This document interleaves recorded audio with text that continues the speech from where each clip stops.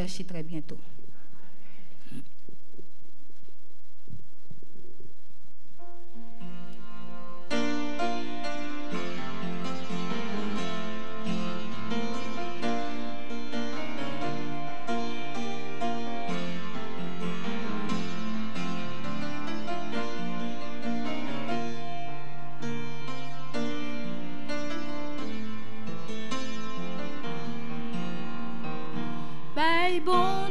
Bye, bon Dieu, gloire, pour tout ça, il fait pour nous, c'est lui qui vient mourir pour nous, pour te ban nous la vie, c'est ça que ban nous espérance, la vie éternelle. Bye, bon Dieu, gloire, pour tout ça, il fait pour nous, c'est lui qui vient mourir pour nous, pour te ban nous la vie, c'est ça que ban nous espérance, la vie éternelle. Si nous songeons qui j'en t'ayé en bas péché, Jésus était dans baba fond côté depuis les ça li la nous non pas clia, c'est ça que nous espérance, la vie éternelle. Bye bon Dieu, gloire, pour tout ça il fait pour nous, c'est lui qui vient mourir pour nous, pour te ban nous la vie, c'est ça que ban nous espérance, la vie éternelle. Si nous songeons, jour Jésus te vient délivrer, liban nous espérance, vie éternelle, demandez-nous pour nous renoncer à tout péché nous yo, et comme ça elle va venir et nous va sauver. Bye bon Dieu, gloire, oh pour tout ça il fait pour nous, c'est lui qui te vient mourir pour nous, pour te ban nous la vie, c'est ça que ban nous espérance, la vie éternelle. Bye bon Dieu, gloire, oh pour tout ça il fait pour nous, c'est lui qui te vient mourir pour nous, pour te ban nous la vie, c'est ça que ban nous espérance, la vie éternelle, c'est ça que ban nous espérance, la vie éternelle, c'est ça que ban nous, oh oui ban nous espérance, vie éternelle, vie éternelle.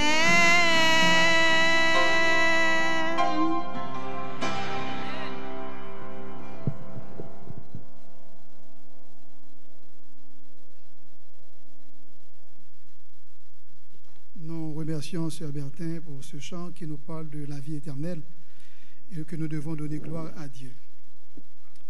Peuple du Seigneur, voici le moment de louange où chaque adorateur ici présent ou qui adore Dieu avec nous en direct sur Internet aura le privilège de faire monter à celui qui nous aime d'un amour infini, Elohim, le Dieu éternel. Le désir de Dieu, c'est que tous ses enfants soient heureux et vivent dans la joie et dans le bonheur. Car n'est-ce pas lui qui a dit « Je vous laisse ma paix, je vous donne ma paix. Je vous dis cela pour que ma joie soit en vous et que votre joie soit complète. » Dans un esprit d'adoration et de louange à Dieu, nous vous invitons à chanter dans l'allégresse les paroles des cantiques trouvées au numéro 305, Ami, pourquoi tant de bonheur, et 62, ma richesse, ma gloire, ma félicité. Levez-vous, sœurs et frères, et chantons avec joie ces paroles.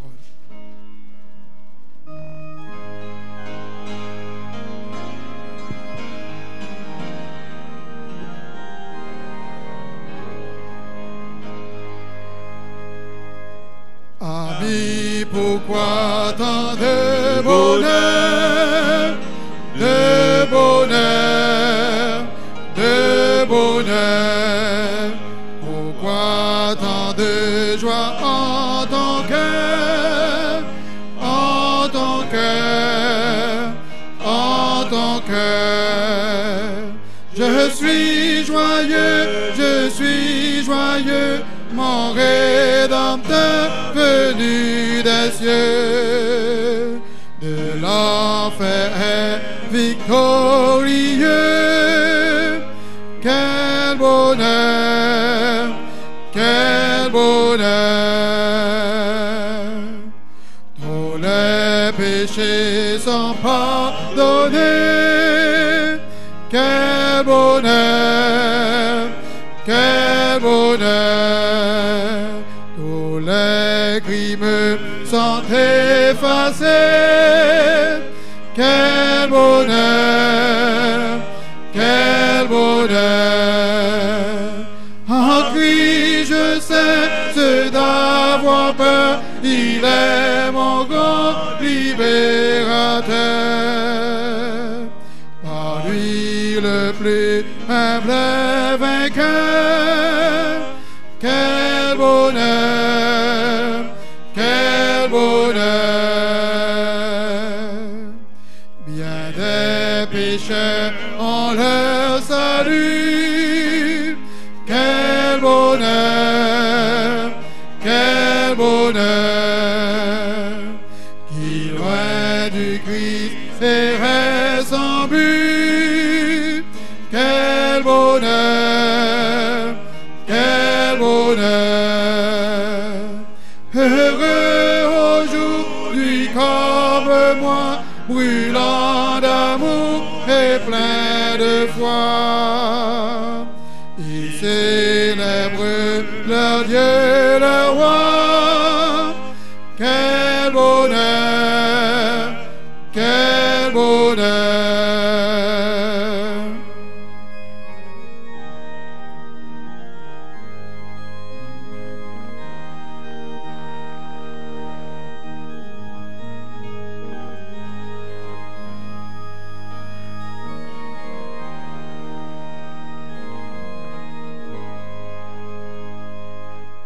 Jésus veut être ton sauveur.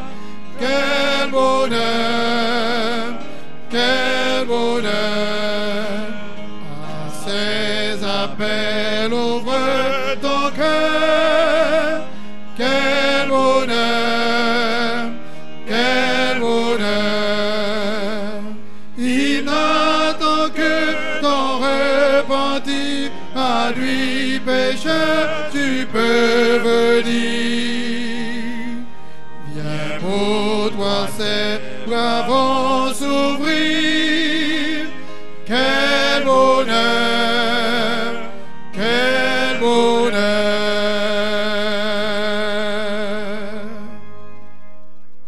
Le numéro 62, ma richesse, ma gloire, ma félicité.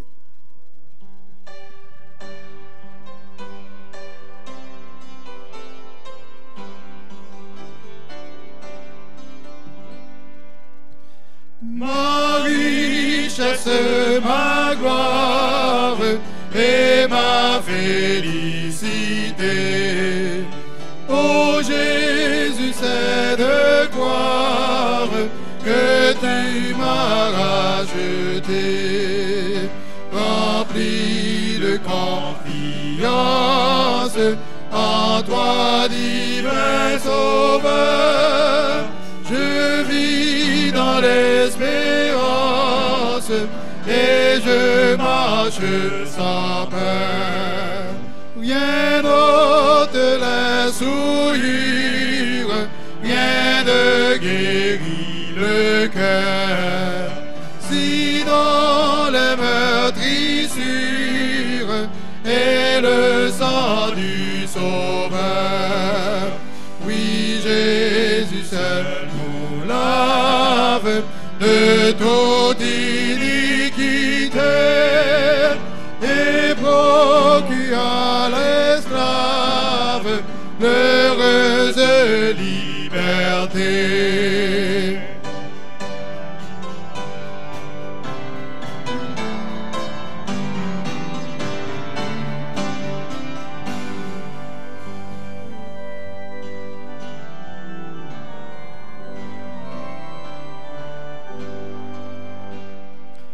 Oh, que toute la terre apporte à ce Sauveur ses péchés, sa misère, il fait grâce aux pécheurs. Son amour insondable lui fit quitter le ciel pour donner aux coupables un salut éternel.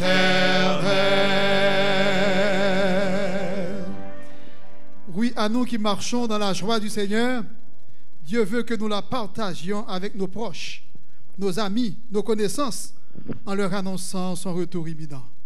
En attendant, chantons les paroles du numéro 213, Cloche sonnée, l'Évangile.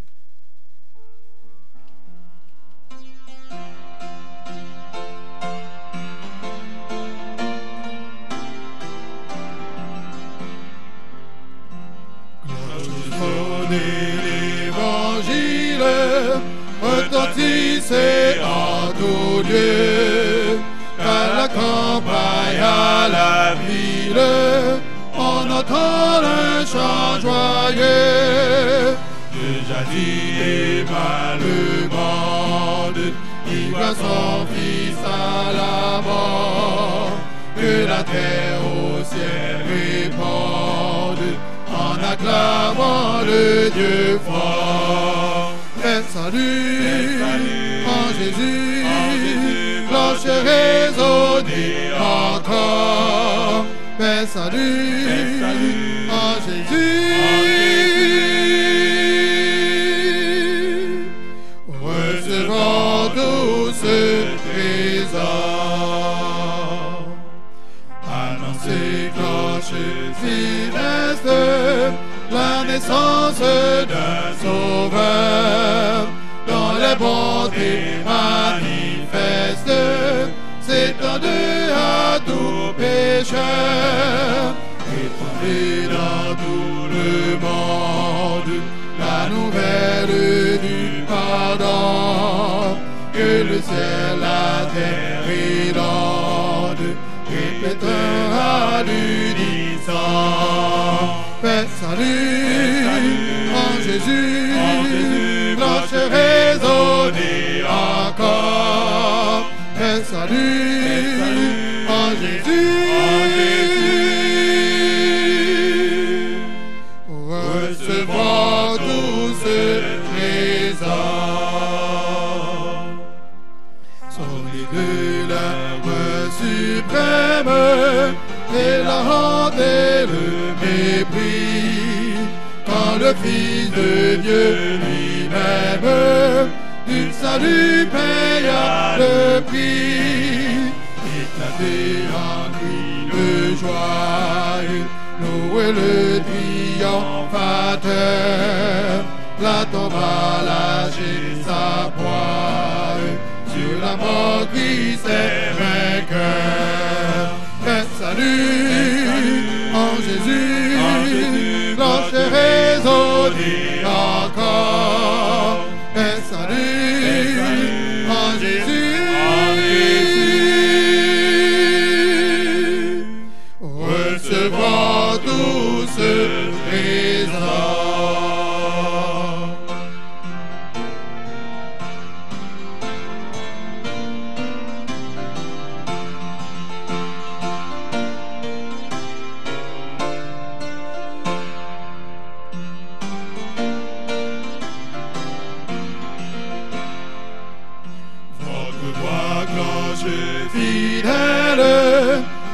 parcourant l'univers, supplier tous les rebelles qui gémissent dans les fers, de chercher la délivrance, le pardon, la liberté, en Christ leur seule espérance, pour le temps, l'éternité. Faites salut, en Jésus, cloche résonnez encore. Faites salut, en Jésus,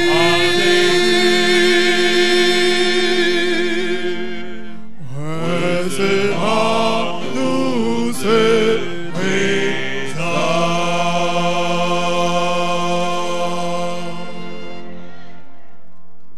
Rassoyez-vous.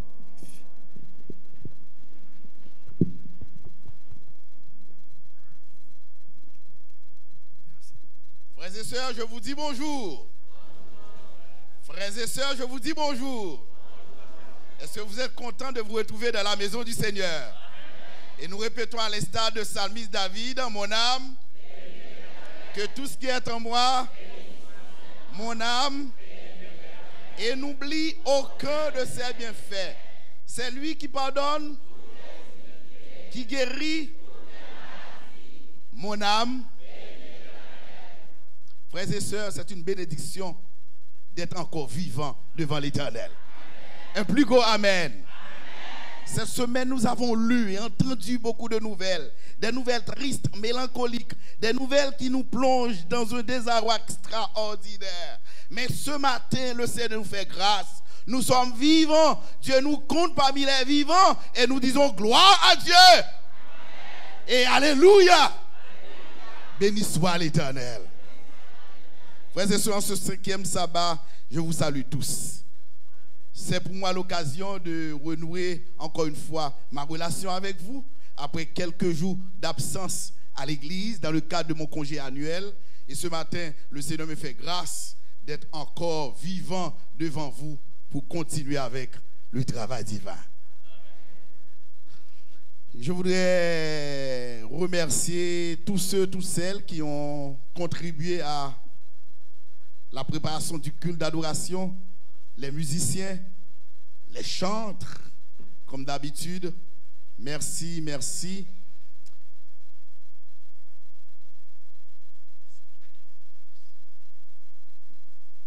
Par modestie, il ne voulait pas se mettre debout, mais je voudrais vous présenter un ancien collaborateur quand j'étais aumônier pasteur et au niveau de l'Université adventiste d'Haïti.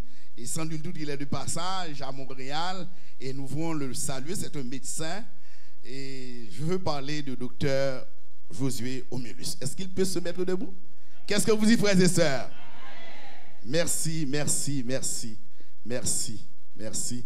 Et nous voulons demander à l'Église de lui dire de transmettre notre salutation fraternelle quand il sera en Haïti, particulièrement à l'Église, l'université. Est-ce qu'on peut dire au médecin, transmettez notre salutation fraternelle. Et dites à l'Église, l'université, nous sommes de bon courage. Et salutations aux membres de votre famille. Merci, merci. Ce matin, je me propose de voir avec vous un sujet qui va vous toucher, sans nul doute. Et qui va aussi vous choquer. Mais ce n'est pas l'intention du pasteur de l'église de vous choquer à travers le message d'aujourd'hui. Et c'est pourquoi j'ai beau prier le Saint-Esprit de Dieu afin qu'il vous aide à mieux saisir le message qui va être prêché dans quelques instants.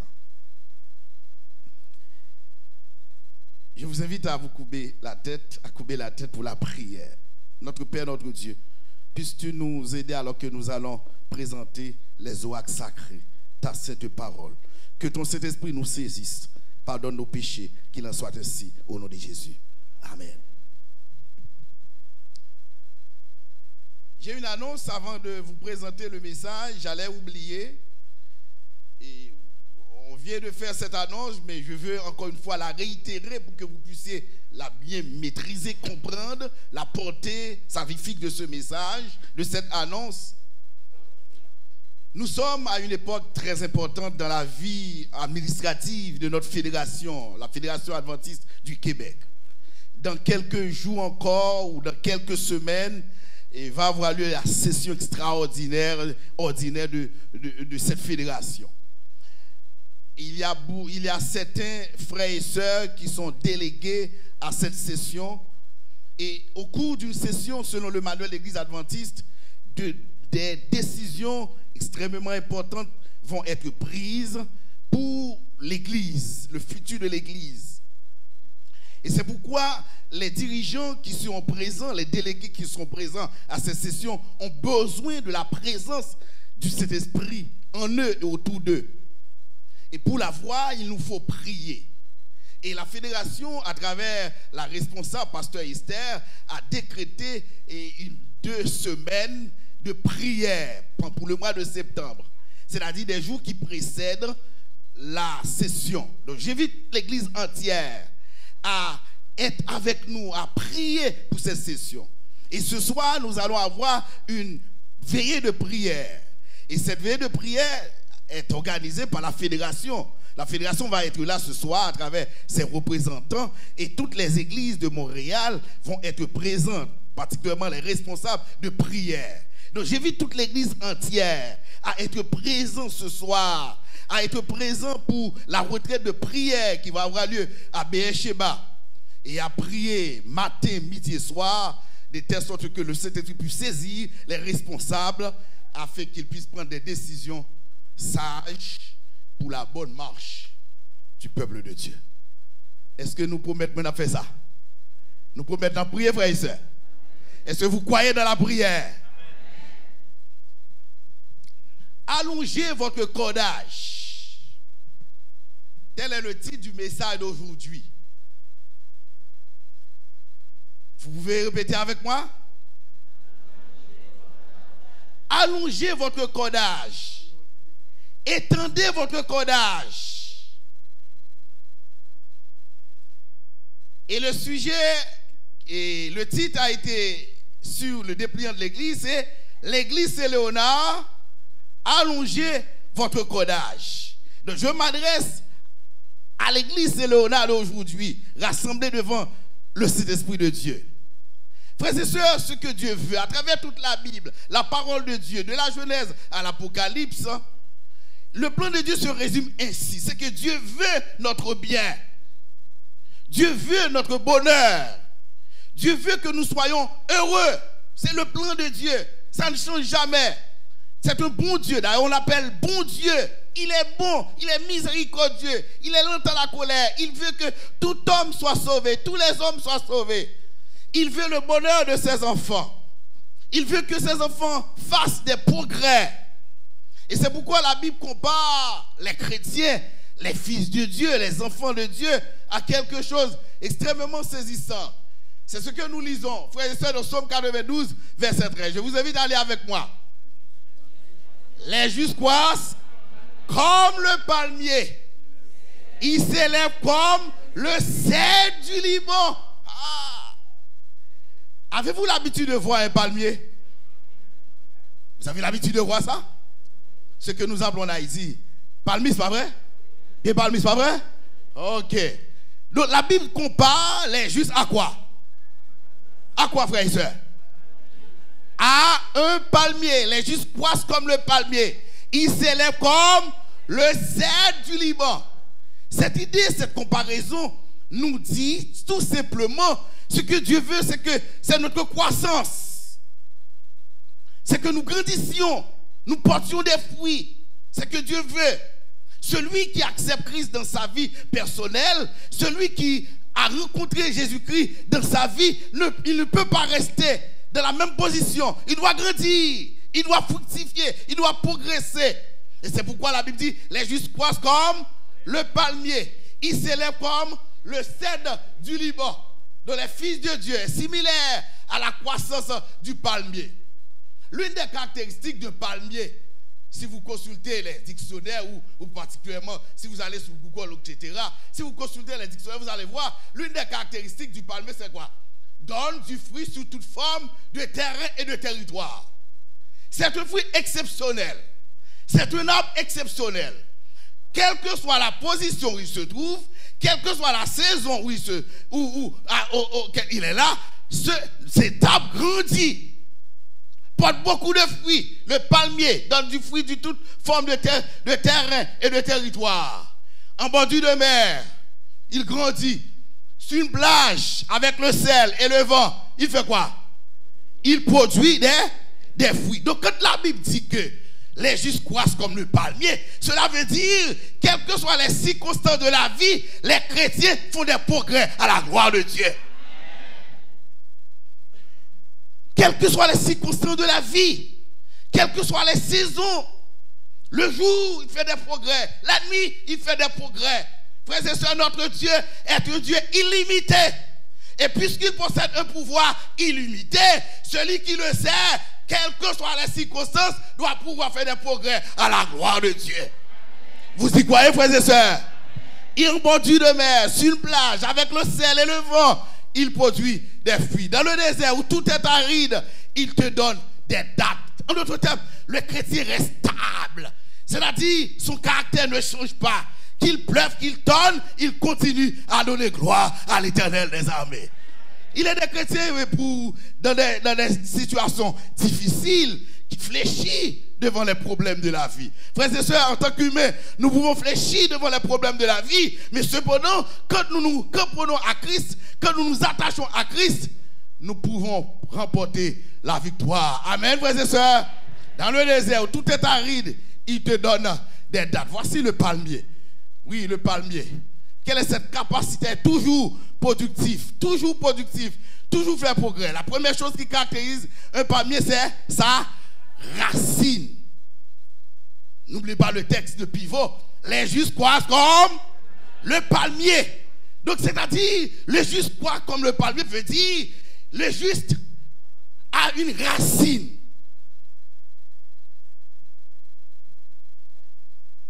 Vous voyez l'homme, vous voyez la femme, vous voyez l'enfant de Dieu. Ça vous semble qu'il fait face à des problèmes, à des difficultés. Mais n'oubliez pas, malgré tout, il reste debout. Pourquoi? Il reste debout pourquoi? Parce que sa racine est profonde et sa racine se trouve dans la parole de Dieu. Amen, frères et sœurs. La première chose qui caractérise ces palmiers, c'est sa racine. Il est profondément raciné. Ses racines font 2 à 4 fois sa taille. Cet palmier mesure 40 mètres. Frères et sœurs, le royaume de Dieu. Dieu nous invite à travailler pour être dans son royaume. Et voici le texte qui résume en quelque sorte le plan de Dieu pour nous. Vous lisez avec moi Isaïe 48, verset 17. Vous lisez, frères et sœurs. Ainsi parle l'Éternel, ton Rédempteur, le Saint d'Israël. Moi, l'Éternel, ton Dieu, je t'instruis pour ton bien. Je te conduis dans la voie que tu dois suivre. Oh, si tu étais attentif à mes commandements, ton bien-être serait comment? Comme un fleuve. Et ton bonheur comme les flots de la mer. Ta postérité serait comment? Comme le sable. Et les fruits de tes entrailles comme les grains de sable. Ton nom ne serait point effacé, anéanti devant moi. Amen. C'est Dieu qui parle, frères et sœurs. Si nous obéissons au commandement de Dieu, si nous marchons de la voie de Dieu, si nous sommes obéissants vers Dieu, Dieu nous promet de porter des fruits. Frères et sœurs, permettez-moi de vous dire, celui qui rencontre Christ est transformé sur tous les domaines. Amen. Non seulement il est transformé sur le plan spirituel, mais aussi il ne peut pas rester dans la même situation matérielle. Parce que celui qui rencontre Christ est béni. Amen. Dieu bénit ses enfants. Et c'est pourquoi la Bible nous compare à cet arbre majestueux. En d'autres termes, Dieu veut que nous ayons des rêves très élevés. Je l'ai dit toujours, les Haïtiens, puisque je suis haïtien comme vous, les Haïtiens, nous pensons petit. Et même dans notre langage, dans notre culture, notre style de vie, la façon dont nous parlons, ti madame, comment ti madame là, ti kaila, petit là. Ah, petit frère, comment nous est? N'a pas petit. Frère et soeur, l'homme nous demande comment est. C'est pas petit pour dire gros. Amen.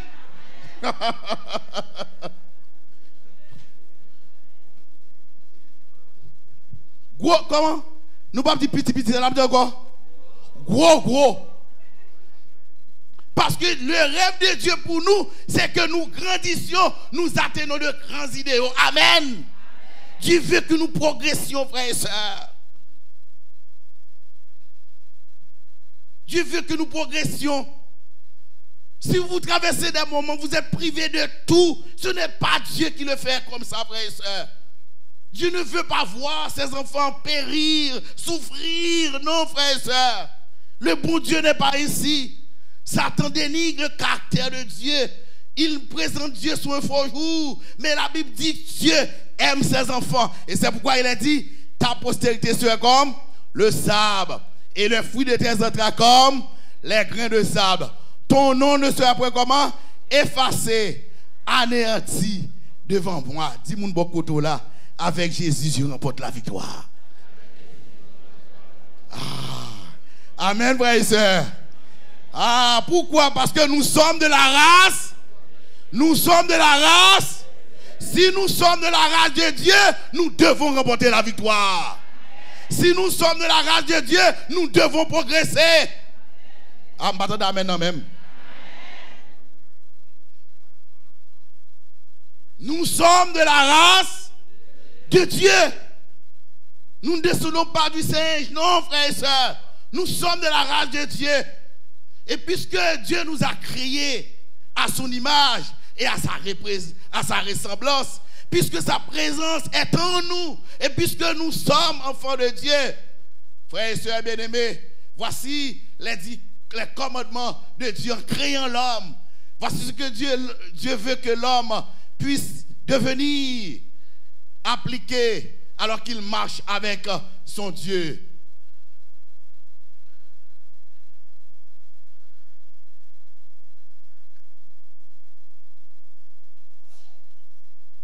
Premièrement, premier commandement, c'est quoi? Soyez comment? Fécond. Deuxièmement, multiplier. Troisièmement, quatrièmement, cinquièmement, citez-vous mal les 5 commandements de Dieu en créant l'homme. Ce que l'homme doit faire. Premièrement, il doit faire quoi? Il doit être comment? Fécond. Deuxièmement, multiplier. Troisièmement, remplir. Après, assujettiver. Après, ensuite, dominer. Voici l'ordre divin. Vous lisez avec moi. Et Genèse chapitre 2, verset 27-28. Il est dit, Dieu créa l'homme à son image. Il le créa à l'image de Dieu. Il créa l'homme et la femme. Dieu les bénit et Dieu leur dit quoi? Soyez comment? Féconds. Multipliez. Remplissez la terre et la sujettissez. Et dominez sur les poissons de la mer, sur les oiseaux du ciel et sur tout animal qui se meut sur la terre. Amen, frères et sœurs. Dieu veut que nous soyons féconds. Dieu veut que nous soyons, que nous puissions multiplier, frères et sœurs. Si vous avez 10 $ aujourd'hui, Dieu veut que ces 10 $ soient multipliés. Vous ne pouvez pas rester toujours dans la même situation. Vous demandez aujourd'hui, Dieu veut que vous ayez un travail pour que vous puissiez travailler de par vous-même et que vous puissiez gagner votre vie avec dignité et personnalité. Amen. Amen, amen. Multipliez-vous. Multipliez-vous, l'église Saint-Léonard. Multipliez-vous, jeunes de l'église. Multipliez-vous. Tel est l'ordre divin. Et vous allez trouver cet ordre à travers presque toute la Bible. Dans Genèse chapitre 9, verset 1er. Vous lisez avec moi. Dieu bénit Noé et ses fils et leur dit quoi? Soyez féconds, multipliez et remplissez la terre. Voilà l'ordre de Dieu. Multipliez. Je dois me questionner ce matin. Est-ce que je fais des progrès sur le plan spirituel? Est-ce que je fais des progrès sur le matériel? Sur le plan évangélique? Est-ce que je multiplie? Est-ce que j'accomplis l'ordre de Dieu? Abraham, voici la déclaration de Dieu. Abraham, voici sa déclaration. Il a dit, lorsqu'Abraham fut âgé de combien? 99 ans. L'Éternel apparut à Abraham et lui dit, je suis le Dieu Tout-Puissant. Marche devant ma face et sois intègre.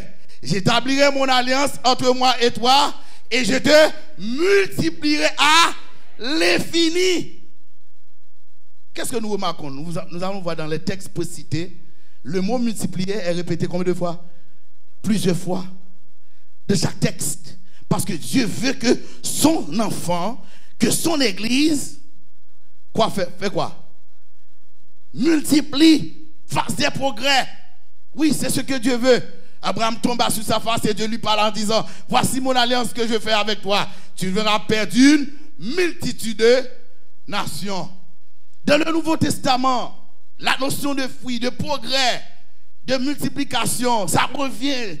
Il est dit dans Jean chapitre 14, chapitre 15.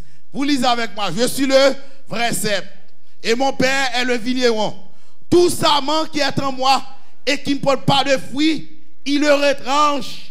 Et tout sarment qui porte du fruit, il l'émonde afin qu'il porte encore plus de fruits. Continuez. Déjà vous êtes purs à cause de la parole que je vous ai annoncée. Demeurez en moi et je demeure en vous.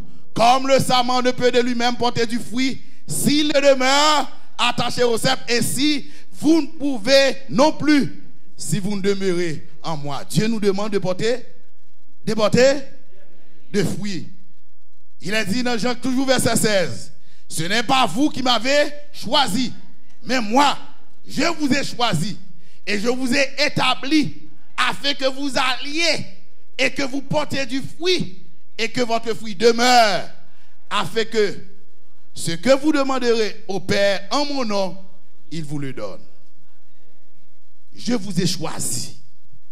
Dieu a appelé chacun de nous.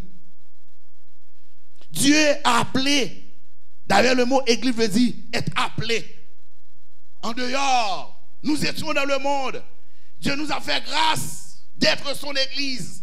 Et Dieu veut que l'église fasse des progrès, porte des fruits. Il dit, ce n'est pas vous qui m'avez choisi, mais je vous ai choisi afin que je vous ai établi, afin que vous alliez et que vous portiez du fruit et que votre fruit demeure, afin que ce que vous demandez au Père en mon nom, il vous le donne. Si nous voulons porter du fruit, nous devons faire quoi? Aller. Qu'est-ce que nous devons faire ce matin? Aller. Chaque sabbat matin, on se réunit à l'église. L'église est remplie de gens. Mais est-ce que vous allez? Frères et sœurs, bien-aimés dans le Seigneur, quand Jésus-Christ donne quelque chose à faire, il le fait lui-même. Et nous avons des exemples de multiplication. Comment l'église progresse dans le temps. Aujourd'hui, vous êtes très nombreux. Mais l'église n'était pas comme vous l'êtes aujourd'hui. La petite église, l'église que Jésus-Christ lui-même était venu fonder. Il a dit dans Marc, si vous lisez Matthieu chapitre 10, Dieu avait choisi combien de disciples? 12. Si vous lisez Luc chapitre 10, verset 1er, vous allez voir, de 12, ça va passer à combien?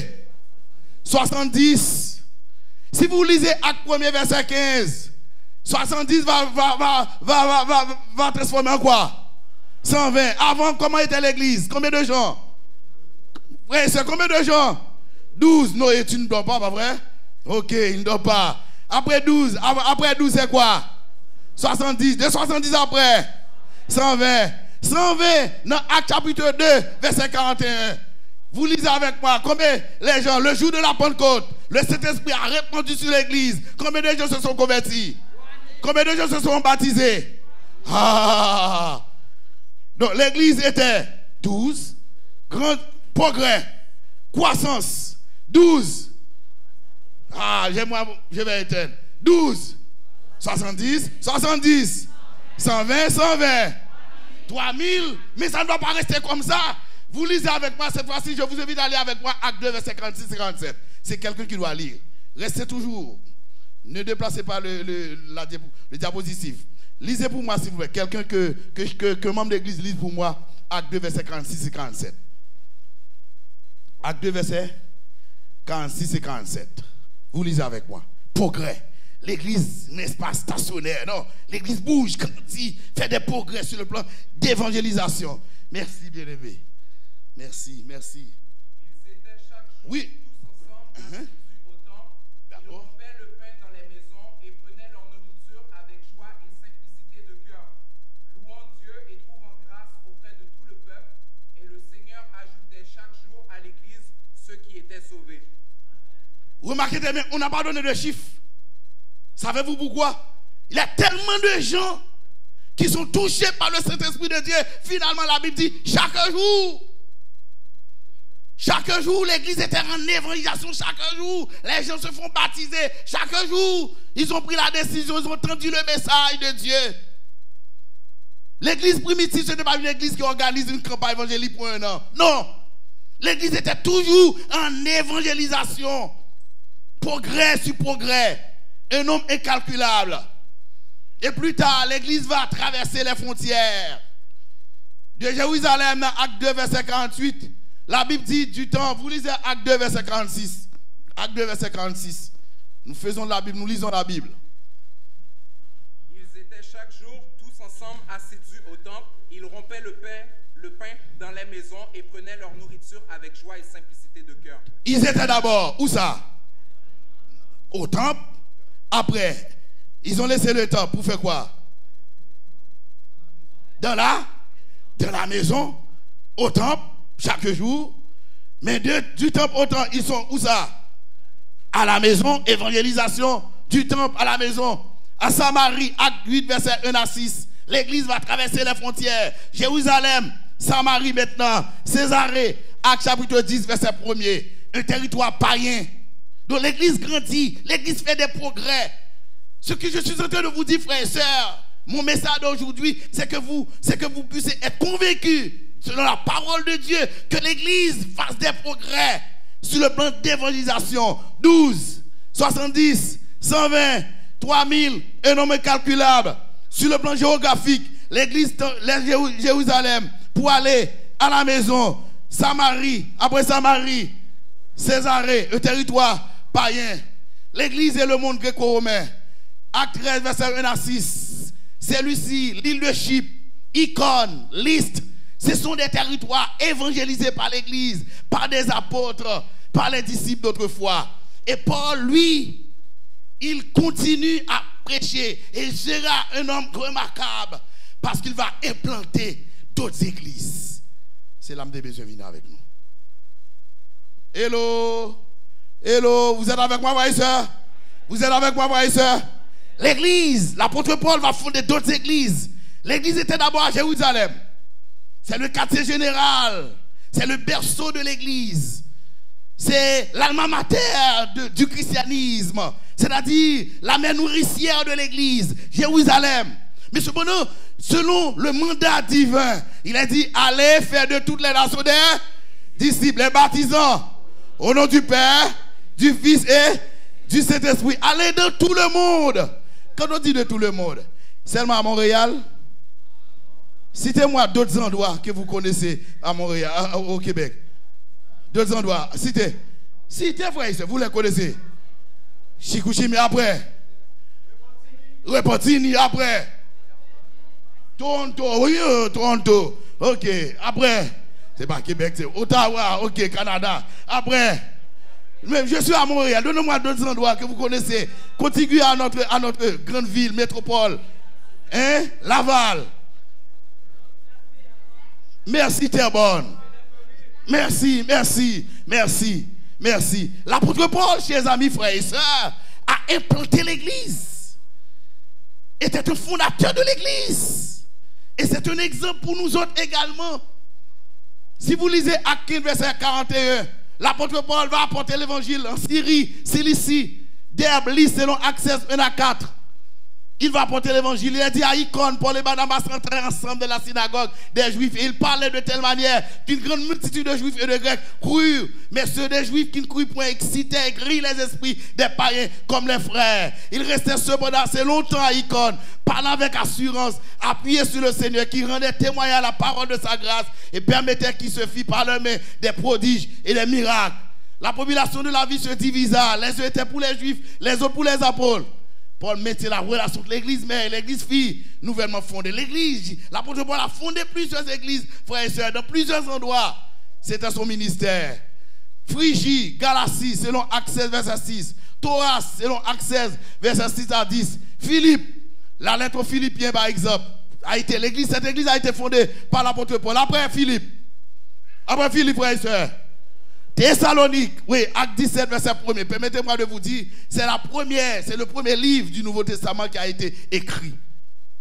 Matthieu est le premier livre du Nouveau Testament. Mais le premier livre du Nouveau Testament qui a été écrit, j'ai bien dit, rédigé, c'est Thessalonique. Cette église a été fondée par l'apôtre Paul. À Athènes également. Il a tenté de fonder une église dans ce quartier, dans cette ville, je dirais dans cette ville hautement intellectuelle, hautement philosophique, tout vu, des grands intellectuels. Il a tenté de fonder une église à Corinthe, à Éphèse, partout il passe. L'apôtre Paul fonda des églises pour la gloire de Dieu. Frères et sœurs, il est dit dans Actes, vous lisez avec moi, Paul resta encore assez longtemps à Corinthe. Ensuite, il prit congé des frères et s'embarqua pour la Syrie avec Priscille et Aquilas. Après s'être fait raser la tête à Sancré, car il avait fait un vœu. Ils arrivaient à Éphèse et Paul, il et ses compagnons, étant d'entrer dans la synagogue, il s'entretenait avec les Juifs qui le priaient de prolonger son séjour. Mais il n'y consentit point. Il prit congé d'eux en disant, il faut absolument que je célèbre la fête prochaine à Jérusalem. Je reviendrai vers vous, si Dieu le veut. Et il partit d'Éphèse. Étant débarqué à Césarée, il monta à Jérusalem. Et après avoir salué l'église, il descendit à Antioche. Voilà un homme. Aujourd'hui, si vous êtes chrétien, si vous connaissez Christ, après Dieu, c'est grâce au ministère de Paul. Frères et sœurs, à quoi bon de se réunir chaque sabbat matin? C'est-à-dire qu'il y a des gens autour de Montréal qui ne connaissent pas l'évangile. Savez-vous que l'adventisme n'est pas connu à Montréal, trop connu à Montréal? Moi, j'étais à l'université Montréal avant que je sois réintégré dans le Saint-Ministère pastoral. Les gens ne savent pas. J'habite dans un endroit, il y a un voisin tout près de moi, il m'a dit, mais vous travaillez? Oui, je travaille, moi. Quelle est votre profession? Je lui ai dit, mais je suis pasteur. Oui, bon, il connaît, oui, comme prêtre, vous faites la messe. Je lui ai dit, mais moi je suis de l'église adventiste du 6e jour. L'église adventiste? Mais c'est quoi, catholique? Les gens ne nous connaissent pas, frères et sœurs. Et c'est menti, frères et sœurs. Les gens ne nous connaissent pas. Mais frères et sœurs, chaque sabbat matin, on se réunit à Saint-Léonard. Il n'y a pas de place. Tellement il y a de gens qui viennent adorer Dieu. Nous sommes contents de les avoir. Mais avez-vous pris du temps de penser à ceux qui ne nous connaissent pas encore Jésus-Christ? Avez-vous pensé à Repentigny? Avez-vous pensé à d'autres endroits? Ce matin, je vous questionne. Et Dieu a un but à travers ce message. Le Saint-Esprit a un but à travers ce message d'aujourd'hui. C'est conforme à la leçon que nous avons étudiée cette semaine. Pas vrai, frères et sœurs? Ce n'est pas une leçon étrangère pour vous. L'apôtre Paul, l'expansion de l'Église. Voici la position d'Ellen White par rapport à la mission de l'Église, à l'implantation d'autres églises. Remarquez bien mon titre. Le sujet d'aujourd'hui, c'était quel sujet encore? Le titre du message. Non, ça va ici. Regardez le dépliant. Non. Regardez le dépliant. L'église Léonard, quoi? Allongez votre corde. En d'autres termes, selon le message d'aujourd'hui, ce matin, le pasteur de l'église, le Saint-Esprit, à travers le pasteur, invite l'église, peut-être pour une fois encore, d'allonger son cordail. En d'autres termes, j'appelle maintenant toutes les forces vives de l'église, les chefs de département, les anciens, les conducteurs, à appliquer le message de Dieu. C'est-à-dire, à fonder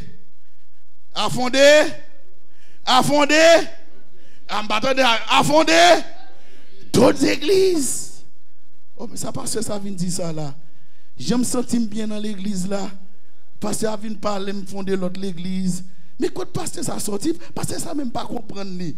Peut-être qu'elle était mal dormi hier soir. Pasteur pas mal dormi. Voici la déclaration du Seigneur. Vous lisez avec moi.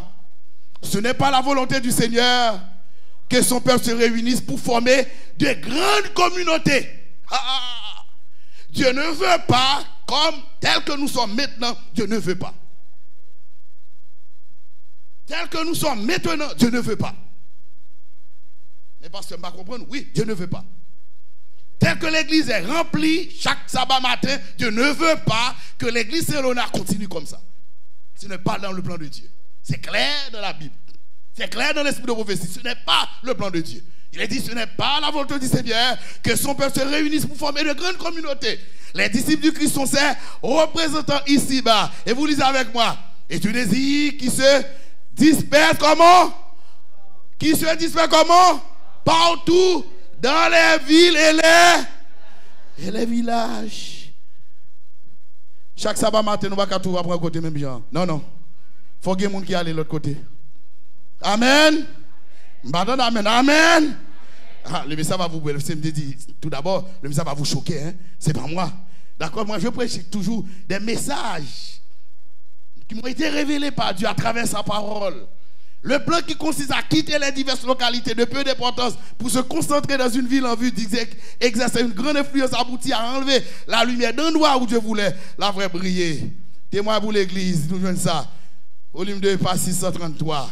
Les membres de nos églises peuvent accomplir une œuvre que jusqu'à présent ils ont à peine commencé. Nul ne doit s'installer dans un nouvel endroit simplement pour accueillir des avantages matériels. Mais là où il est possible de gagner sa vie, que des familles, comment? Une ou deux bien fondées de la vérité à demeurer pour faire du travail, comment? Missionnaires ayant l'amour des âmes. Chers amis, Dieu appelle à des familles de se déplacer. Dieu appelle à des familles de se déplacer.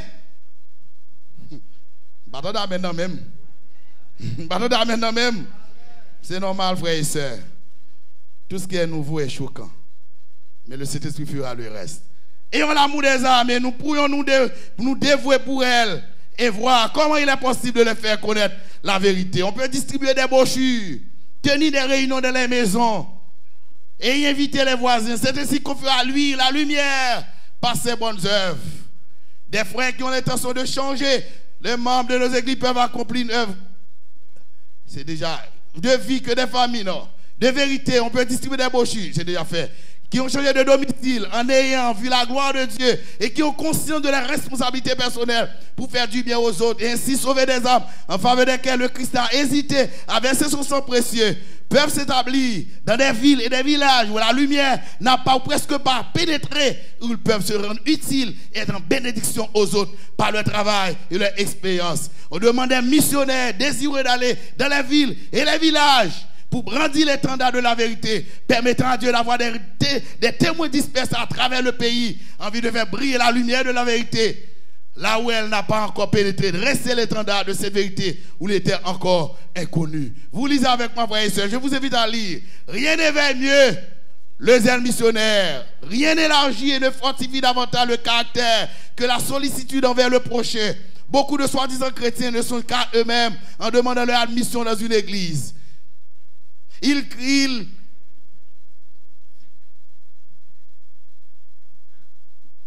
Tout gagnant sera leur relation attrayante, où leur énergie pourrait être mise au service du Christ. On pourrait leur confier des responsabilités. Il y a des milliers d'endroits en Amérique où la vérité n'a jamais été proclamée. Il faut y pénétrer. Il y a des milliers de membres qui pourraient entrer dans la moisson et qui pour le moment souffrent de paresse spirituelle. Pendant les nominations, tout le monde veut occuper une fonction, mais tout le monde ne peut pas être nommé. Pourquoi ne pas laisser l'église, mais cette grande église, et aller d'autres endroits pour exercer votre talent? Chers amis bien-aimés dans le Seigneur, les arbres plantés tout près les uns des autres ne se développent pas normalement. S'ils sont transplantés, ils croissent admirablement. Il en est ainsi de nos grandes églises. Beaucoup de leurs membres meurent spirituellement, faute de se mettre au travail, deviennent malades et inutiles. dispersés, ils seraient forts et vigoureux. Témoin pour l'Église, volume 3, page 295 et 296. Frères et sœurs, Dieu veut que nous fassions des progrès. Et je voudrais terminer mon message. Et je vais être pratique tandis que je vais terminer le message. Je suis venu avec des déclarations prises dans votre questionnaire de l'école du sabbat. Quelle méthode utiliser si nous voulons implanter d'autres églises? Qu'est-ce que nous devons faire? La leçon de cette semaine nous donne la réponse. Et puis particulièrement Matthieu chapitre 13. Vous lisez avec moi. Que peut faire votre église dans votre communauté pour adoucir le sol dur et enlever les rochers et les épines? Vous lisez. Vous lisez avec moi, frères et sœurs. Des ouvriers ont fait le travail agricole de plus dur avant la récolte. Et nos ouvriers récoltent les fruits de leur labeur. Parfois, les stratégies d'évangélisation et de sensibilisation mettent l'accent sur la récolte plus que la culture préparatoire. Nous nous arrêtons là. Chaque année, je vais être pratique aujourd'hui, honnête avec vous. Chaque année, nous organisons des campagnes. C'est quel mois? C'est quel mois, frères et sœurs? Juin. Mais qu'est-ce que vous constatez? Qu'est-ce que je constate? Qu'est-ce que vous et moi nous constatons? Peu de gens se convertissent.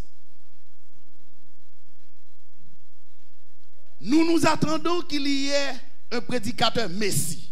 Pasteur, si vous invitez tel pasteur depuis le ville là, en pile nous l'a baptisé. Frères et sœurs, ce n'est pas la méthode de Dieu. Parce que le terrain n'est pas préparé, frères et sœurs. Et les prédicateurs qui prêchaient en pile, nous ne pas baptiser. Ouais, ça. Ah, j'ai mis ces prêchés là. Mais frères et sœurs, ce n'est pas la méthode de Dieu. Moi, je l'admets aujourd'hui. Le questionnaire nous a touchés. Comme pasteur, je suis touché par le questionnaire. Je le savais déjà. Et c'est pourquoi nous voulons préparer le terrain. Avant qu'il y ait campagne, nous devons préparer le terrain. Et ce n'est pas ainsi que cela doit être fait. Le sol doit être préparé longtemps avant que l'évangéliste ne se monte et ne commence à prêcher dans l'espoir d'une moisson. Toujours le questionnaire. Ce n'est pas de moi, hein, c'est le questionnaire de l'école du sabbat. L'auteur qui a dit ça. Vous lisez vrai. Nous devrions voir l'œuvre dans le domaine de la récolte comme étant le processus. Qu'est-ce que nous devons faire?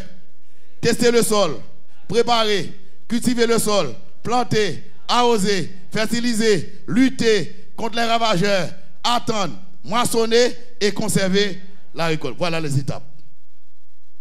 Avant campagne, nous avons fait en juin, c'est ça pour nous suivre. Si nous ne pas suivre, nous n'avons pas besoin de faire campagne. C'est ça que je dis là. C'est ça. La moisson n'est qu'une partie du processus. Dans l'église, le processus agricole pourrait inclure des activités de test du sol, telles que les besoins des communautés, des enquêtes d'évaluation, la démographie et des entretiens avec les dirigeants communautaires. Cela peut inclure des activités de préparation, culture du sol, telles que le fait de pouvoir aux besoins de la communauté, qui sont révélés par l'évaluation communautaire. Les activités de semences et de plantation, telles que les séminaires, les études bibliques, les petits groupes, prier pour la pluie de cet esprit. Peu de gens sont gagnés à Christ avec une seule exposition. Nous devons les nourrir avec un processus d'exposition multiple en augmentant la probabilité qu'ils soient prêts pour la récolte. Si nous comptons uniquement sur les événements dispersés, c'est peu probable que les nouvelles plantes survivent jusqu'à la prochaine récolte. Et je suis venu avec un exemple qui a été donné dans le questionnaire. L'exemple de pasteur qu'on avait demandé d'aller implanter une église. Vous avez vu ça, pas vrai? C'est quelle partie de la leçon? Vous qui avez lu la leçon. C'est quelle partie? Lundi, mardi, mercredi. C'est quelle partie? C'était jeudi, l'implantation de l'église. Le pasteur, hein? On lui avait demandé de faire quoi? Vous allez voir ce qu'il avait fait. Et nous devons suivre cet exemple. À partir d'aujourd'hui. Ce qu'il a fait. La fédération locale du pasteur qui? Élysée. Franck, le pasteur Franck, lui a demandé de planter une église dans une section d'une grande ville qui n'avait pratiquement aucune présence advente. C'est comme si, on peut demander au pasteur d'aller après Pontigny et de planter une église. Pas vrai? Mais qu'est-ce que je dois faire? Qu'est-ce que vous et moi nous devons faire? Je prends un exemple comme ça. Ça pourrait être, et par Pontigny, c'est quel? T'es bonne, oui, elle était bonne. Après, je ne dis pas Laval parce qu'il y a une présidence adventiste à Laval. C'est quelle encore? Hein? La Plaine, oui, la Plaine. Je connais la Plaine. Il y a un membre d'église qui habite là-bas, pas vrai? D'accord? Et je connais ça. Initialement, il n'avait pas de budget pour le faire. Qu'est-ce qu'il fait? Qu'est-ce qu'il fait, frère et soeur? Ce pasteur-là, qu'est-ce qu'il fait? Il consulta une carte et détermina les limites de cette section de la ville, étudia la démographie. Vous voyez ce qu'il a fait? De la population locale. Puis, il gara sa voiture de la partie la plus animée du quartier et commença à aller d'une entreprise à une autre pour poser des questions sur la vie dans cette région. Il visita qui encore? Les leaders politiques, les chefs d'entreprise et d'organismes sociaux en posant des questions sur les plus grands besoins de cette communauté. Donc, il partit avec les besoins. Parce que pour évangéliser le monde, il faut qu'on ait besoin. Et c'est ça que Jésus t'a fait. Jésus pas dit bah royaume mon Dieu, il nourrit mon yo. Nous avons besoin diri, il a besoin manger pour manger. Il nourrit d'abord. Et le fin nourrir, il partit de l'expérience ça, il présente la parole de Dieu. Amen. Nous ne connaissons pas les gens. N'a pas vite on sait de monde que nous-mêmes avons besoin yo. Comment que vous êtes capable de convertir frères et sœurs? Et il a dit il fit des amis, amitié. Il fit des amis avec certains des résidents locaux. Ceci l'invitait à se joindre à un club civique local. Dans ce cas, il découvrit d'autres dirigeants qui ont ouvert la voie à louer l'annexe de l'église presbytérienne locale. Les membres du club civique fournissent les fonds de démarrage pour acheter la peinture et les fournitures de nettoyage pour rénover l'annexe à utiliser pour les services communautaires. Les entretiens avec les dirigeants de la communauté indiquaient que la santé était un besoin important de la communauté. Par conséquent, le pasteur Fort, qu'est-ce qu'il fait? Réunit une équipe de bénévoles qui dirige divers programmes de santé et des réunions de dépistage et de suivi dans l'annexe pour les résidents de la communauté. Ceux qui bénéficiaient des programmes payaient une somme modeste, ceux qui aidaient à payer les frais. Bientôt, une branche de l'école du sabbat fut lancée et certains des résidents commençaient à y assister. Pasteur Foucault a appris bientôt que l'une des meilleures façons de planter une église est de faire quoi? Est de planter premièrement quoi? Un ministère qui répond aux besoins de la communauté et ensuite faire naître une église à travers ce ministère. Il part du social pour arriver au spirituel. Du social au spirituel. Ce ministère communautaire a arrangé d'une église adventiste jour. Combien de monde est là dans l'île? 140. Frères et sœurs, voilà. Voici ce que nous devons faire. Dieu nous invite à élargir notre cordage. Dieu invite l'église Saint-Léonard à élargir notre cordage. Vous êtes trop nombreux à l'église. Il n'y a plus de place à l'église. Donc Dieu commande le pasteur, commande les dirigeants de l'église, commande chaque membre de l'église à élargir notre cordage. Tout en indiquant la manière de le faire. Nous ne pouvons pas le faire n'importe comment. Dieu nous invite également, nous donne la méthode pour le faire. Chers amis, ce matin, en ce midi, tandis qu'il est 12h30 dans l'horloge de l'église, je dois pouvoir me taire.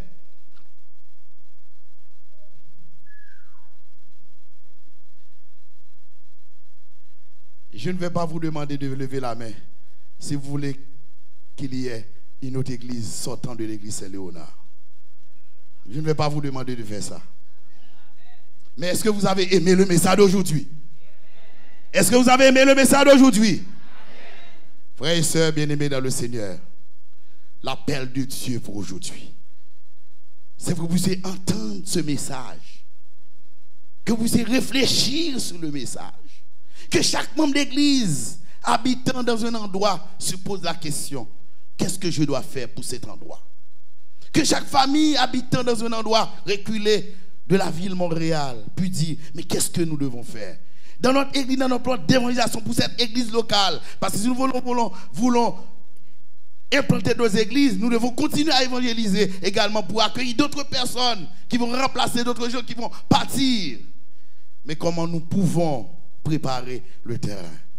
Que Dieu nous aide à comprendre le message.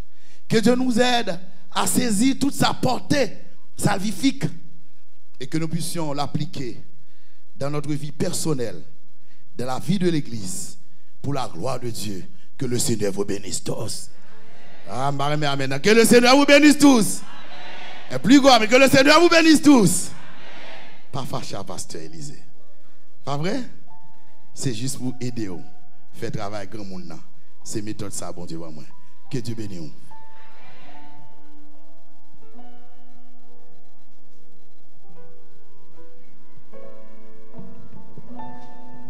Bien, frères et sœurs, chers amis visiteurs, il nous reste qu'à remercier le Seigneur qui nous a enseigné dans sa parole par le canal de son serviteur, pasteur Élisée.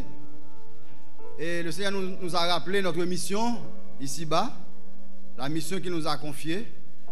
Et nous sommes contents de cet appel que le Seigneur nous a adressé une autre fois pour pouvoir participer dans l'œuvre du salut des âmes. Pour terminer, je vous invite à vous lever. Nous allons chanter le numéro 212 des hymnes de louange. Annonçons partout le dernier message.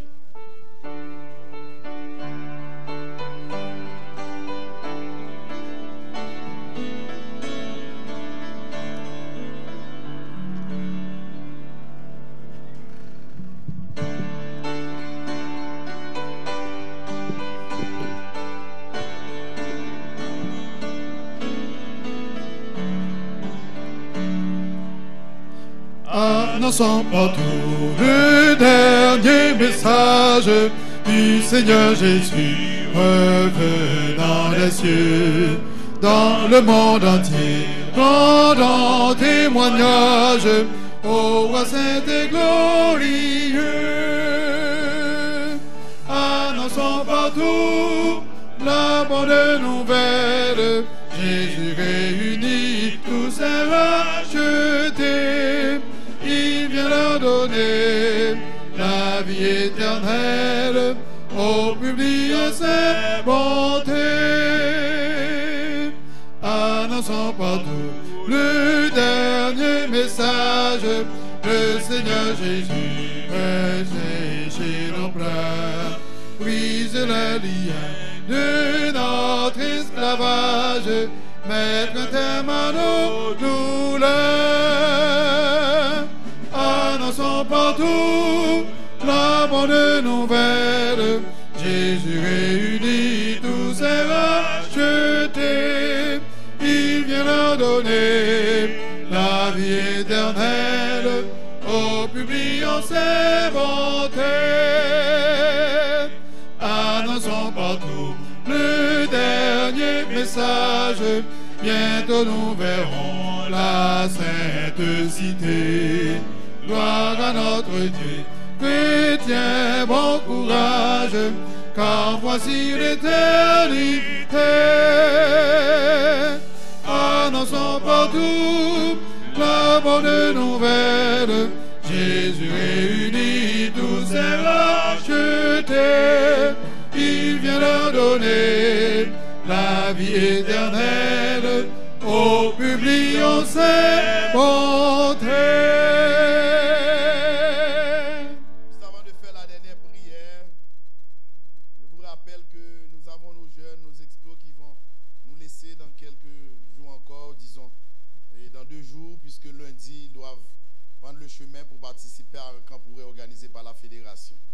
En cette circonstance, nous aimerions, avant qu'ils partent, nous voulons attirer sur chacun de la bénédiction du ciel. C'est pourquoi j'invite tous les explos qui sont dans cette assemblée de s'avancer. Tandis que nous allons faire une prière pour l'église, mais également une prière en leur faveur. Tous les explos, avec leurs responsables, s'ils sont là, peuvent s'avancer, tandis que nous chantons 489, juste avant de cette prière de consécration. Entre tes mains, j'abandonne.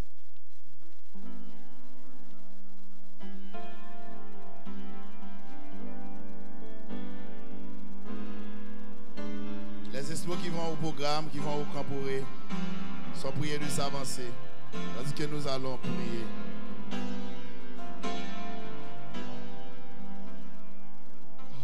Entre tes mains, j'abandonne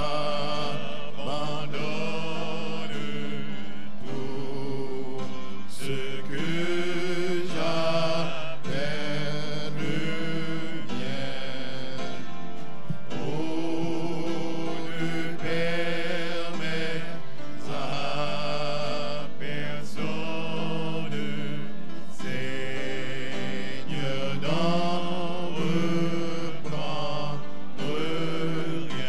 Oui, prends tout, Seigneur. Oui, prends tout, Seigneur. Oui, prends tout, Seigneur.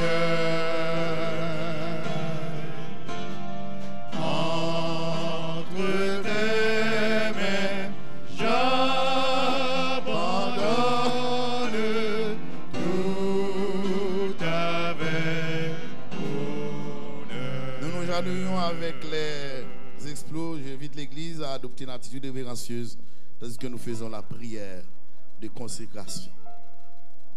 Notre Père et notre Dieu, nous sommes en cette position avec les agneaux du troupeau, de ta bergerie, les explos, les adolescents, ces jeunes.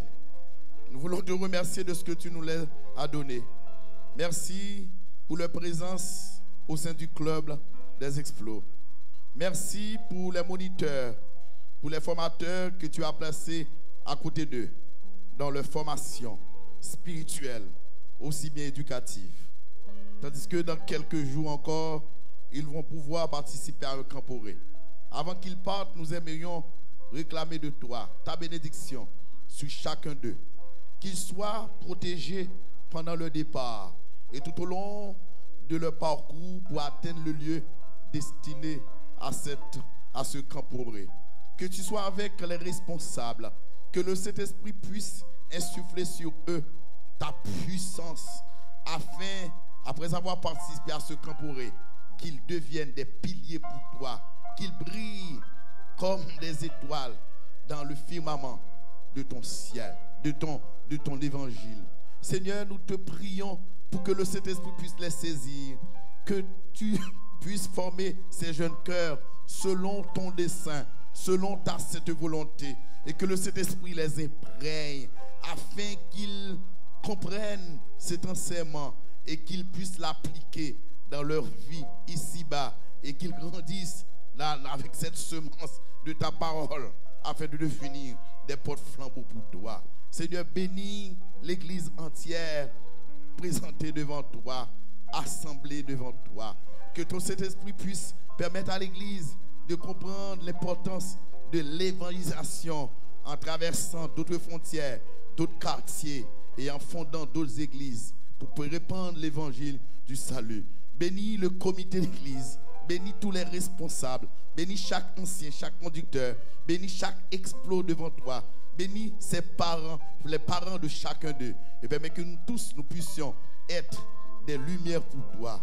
Bénis, pardonne, exauce, nous t'en prions Père, au nom de Jésus, lui qui vit et qui demeure au siècle des siècles. Amen. Bénédiction, le chant.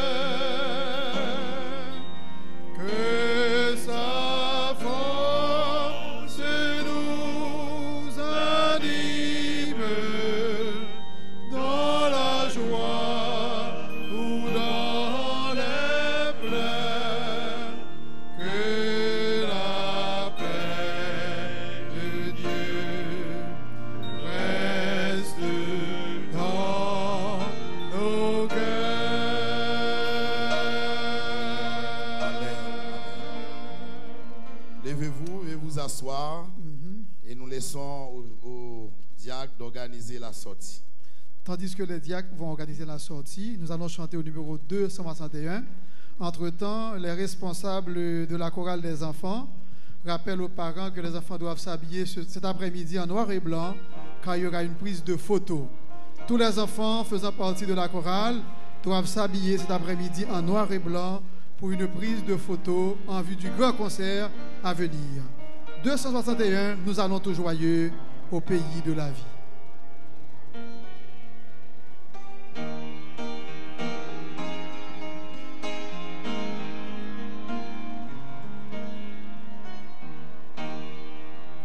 Nous allons tout joyeux au pays de la vie, au pays du bonheur, au royaume d'amour.